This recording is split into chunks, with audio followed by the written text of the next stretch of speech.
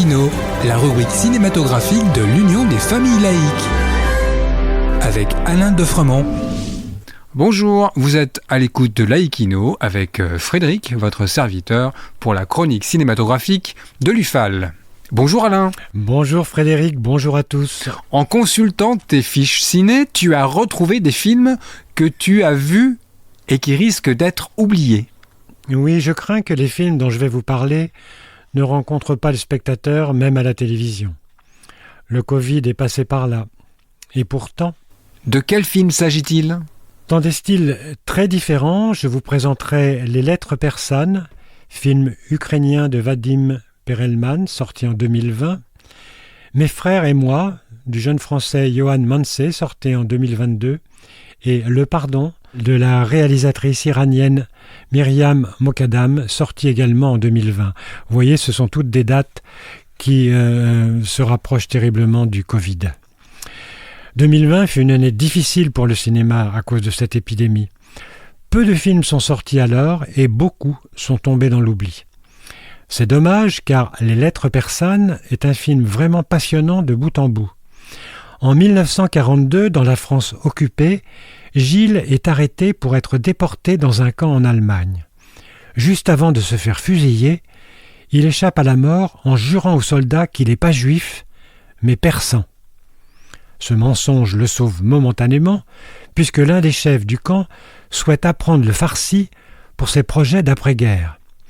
Au risque de se faire prendre, Gilles invente une langue chaque nuit pour l'enseigner au capitaine SS le lendemain. La relation particulière qui se crée entre les deux hommes ne tarde pas à éveiller la jalousie et les soupçons des autres. En 2020 également sort le magnifique film iranien Le Pardon, qui développe un scénario vraiment extraordinaire. Le film se passe de nos jours en Iran. La vie de Mina est bouleversée lorsque son mari est condamné à mort. Elle se retrouve seule, avec leur fille à élever.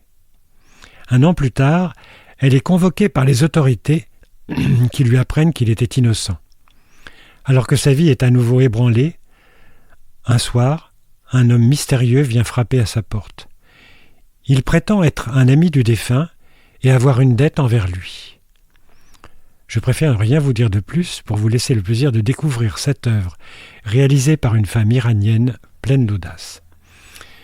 Enfin, en 2022, j'ai découvert le film français Mes frères et moi, véritable ode à l'espoir, loin des clichés sur les banlieues et les quartiers populaires et pleine d'humanité. Nour, à 14 ans, vit dans un quartier au bord de la mer. Il s'apprête à passer un été rythmé par les mésaventures de ses grands frères, la maladie de sa mère et les travaux d'intérêt général.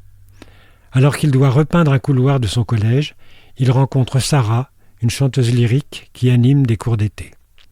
Une rencontre qui va lui ouvrir de nouveaux horizons. C'est un film très tendre et plein d'humanité.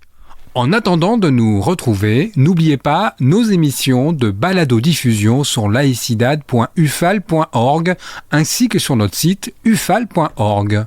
Pensez aussi que nos activités ne sont possibles que grâce à vos dons et vos adhésions. C'était Frédéric et Alain sur Laïkino. À bientôt.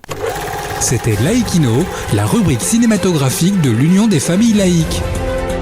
Retrouvez toutes nos rubriques Laïkino et l'ensemble de nos balados-diffusions sur lufal.org.